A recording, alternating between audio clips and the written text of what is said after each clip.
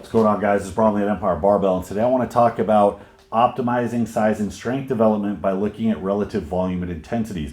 This is going to give us some insight into what the best rep prescriptions are as far as which rep thresholds we should be working in and trying to fill out the most when we're trying to get the most bang for our buck out of our training.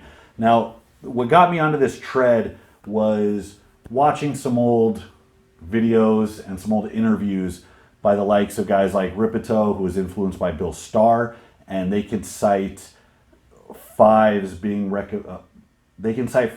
prescribed as like the ideal rep range for strength, going all the way back to like the 1930s and 40s, a very old prescription. So people stumbled onto that wisdom pretty quickly, and it's been repeated a lot, but it also branched out into other areas of powerlifting. There was an interview where Rippetoe was talking to Ed Coan, who is one of the greatest powerlifters of all time, if not the greatest, and Marty Gallagher, who is a big fixture in powerlifting in the 80s and 90s. And they were talking about the way that Ed likes to progress. He likes very simple linear progressions. It's another reason I'm a fan of it. There's a lot of, more so than, there are more great lifters who have benefited from simple linear periodization schemes than really gets a lot of attention nowadays. So that's why I like to push that so much, because people act like it's old or outdated or whatever. It really isn't. It developed some of the greatest feats of strength in the world, feats that still stand to this day. So I like to harp on that. But they also talked about fives and who influenced him to spend most of his time after he gets out of his volume phase to really dedicate himself to those fives, and how that was going to be something that propped him up when he started to specialize towards heavier percentages and really get into meet prep mode. So we have a graph here, percentage versus reps. And right now we're going to cover singles, sets of 5s, 10s, and 20s. So the V's are volume at that rep scheme. The I's are intensity. And what we have is what a top set would be at that rep range. So a top single would be 100%.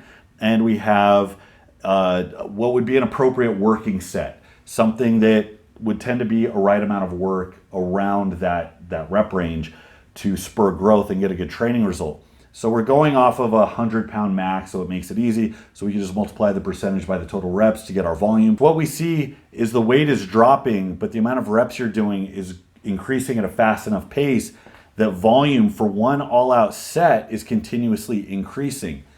Now, when we go to sets across, we have to take into account fatigue, so those percentages drop a little bit. If you're going to do, say, 3 singles, you wouldn't really be able to do a lot of singles at 90% or above, because fatigue will set in. So about 90%, 3 singles is appropriate. That puts you at 270.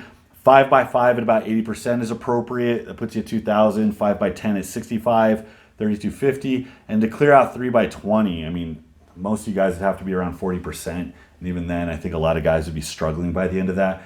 So this is where we get into weird, muscular endurance territory.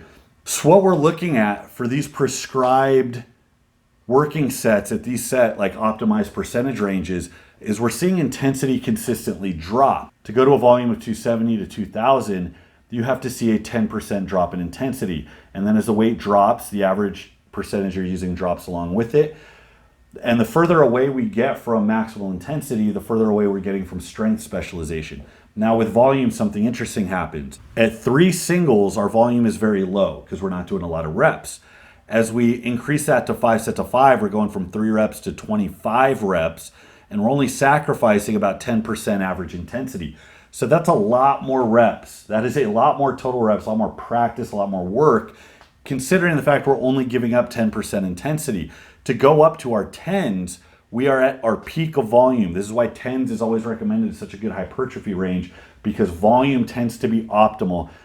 Given the potential amount of work you could do at any percentage threshold, volume tends to be optimal right around 10 reps, right around 70, 75%. This is where volume gets really high. However, to get to that high volume, we now have to give up another 15%. And then we can compare how much higher that volume is relative to something like the 5s.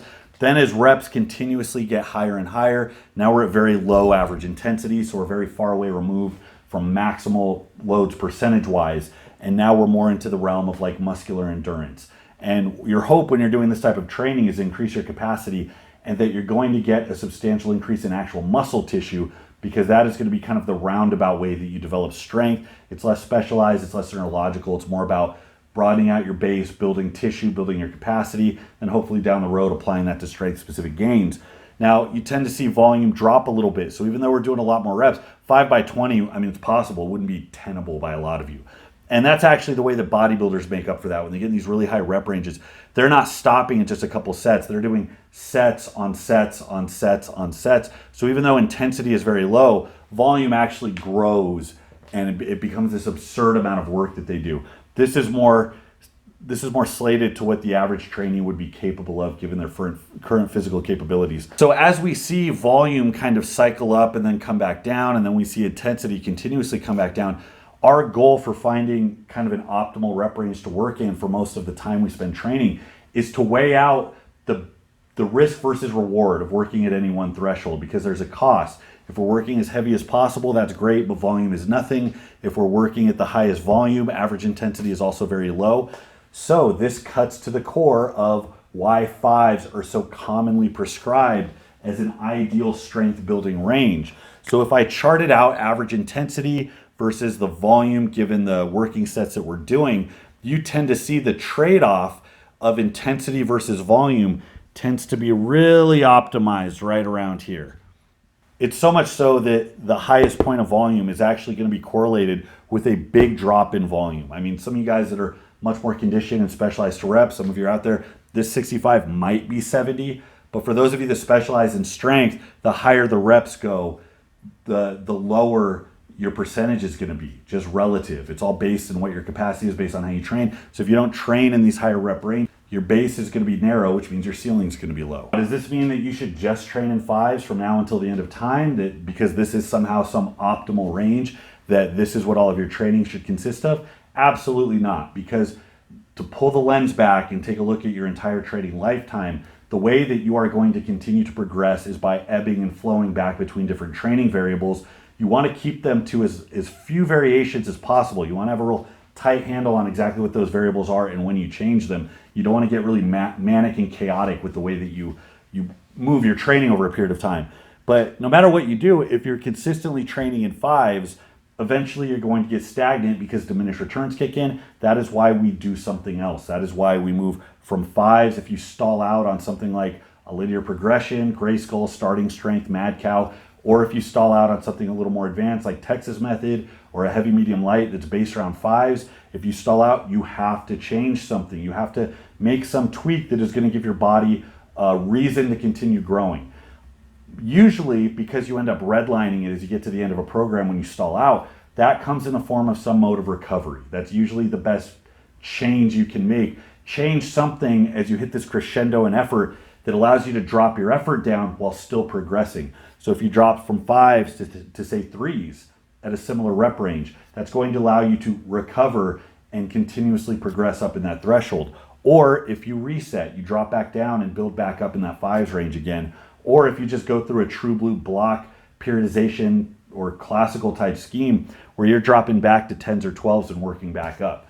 They're all valid, they're all viable as long as you're obeying those principles of continued growth via necessary recovery and necessary variability. So that's all I got for today, guys. Go ahead and leave your questions in the comments, or go ahead and start a thread on the forum. I'm engaging much more in the forum because the comments are getting so dense, it's hard for me to get to them all, and I actually don't get alerts for all of it. So go ahead and check out the forum. We got a big community growing there. We got a lot of people that can answer your questions if I can't get to them right away. Anyways, thanks for watching. This is Bromley from Empire Barbell. Until next time, I'll see you.